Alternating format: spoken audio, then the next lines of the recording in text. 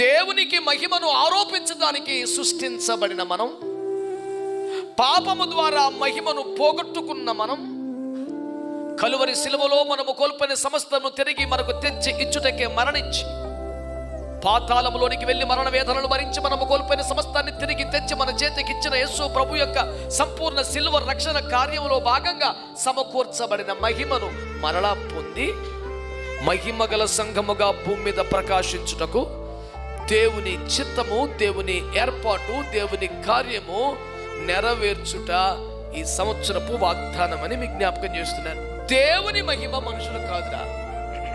ఆయనకు చెందవలసిన మహిమ, ఆయనకి ఇవ్వాల్సిన మహిమను సక్రమంగా, సవినయంగా, సంపూర్ణంగా ఆరోపించుతున్న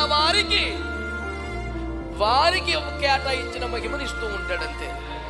ఈ మొక్క బాగా అర్థం అవడానికే పదే పదే సూర్యుని మహిమ వేరు, చంద్రుని మహిమ వేరు అంటూ కూడా పదే పదే 1 కొరింథీ పత్రిక 15లో వచనాన్ని చెబుతూనే ఉన్నాం.